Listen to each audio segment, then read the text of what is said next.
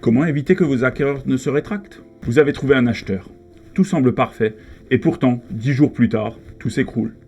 Rétractation, financement refusé, stress, c'est le cauchemar de nombreux vendeurs. Et le pire, c'est que dans la majorité des cas, ces situations auraient pu être évitées. Dans cette vidéo, je vais vous expliquer comment sécuriser votre vente dès le départ et éviter ces mauvaises surprises. Bonjour, je suis André Ebel, conseiller sur Marlenheim et ses alentours. J'accompagne régulièrement des vendeurs qui veulent vendre sereinement, sans voir leur projet s'effondrer au dernier moment.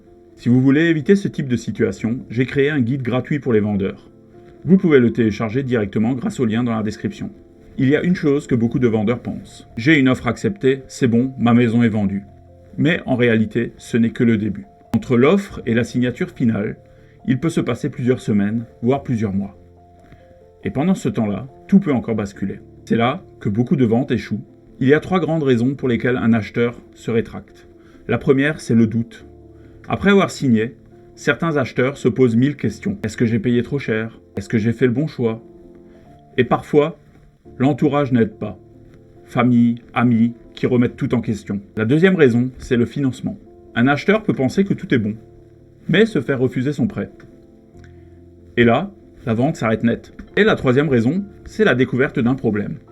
Un défaut, une information oubliée, et la confiance disparaît. Le compromis de vente, c'est une étape fondamentale. C'est le moment où tout est écrit. Le prix, les conditions, les délais, mais surtout c'est un document juridique. Ce qui est écrit engage les deux parties. Et une clause mal rédigée peut permettre à un acheteur de se retirer beaucoup plus facilement que prévu.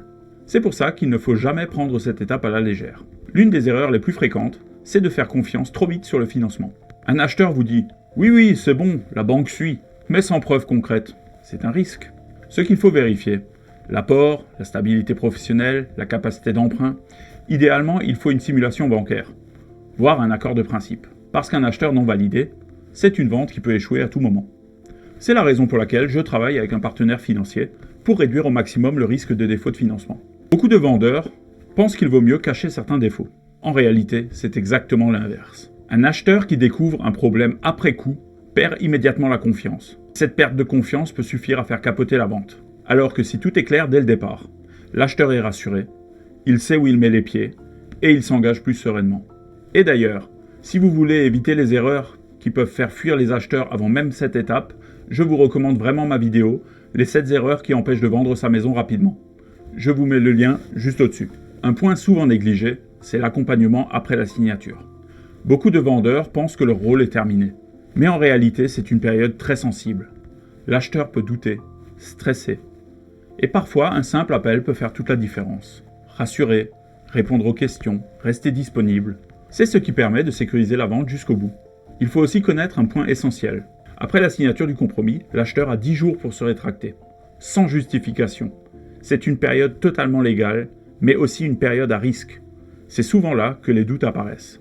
D'où l'importance d'avoir un acheteur bien préparé et rassuré. Si je devais résumer, une vente sécurisée, ce n'est pas une question de chance, c'est une question de préparation. Choisir le bon acheteur, vérifier le financement, être transparent, accompagner jusqu'au bout.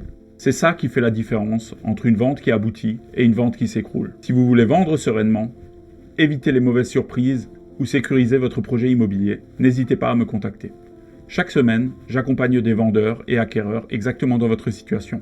Et je serai ravi d'en faire autant pour vous.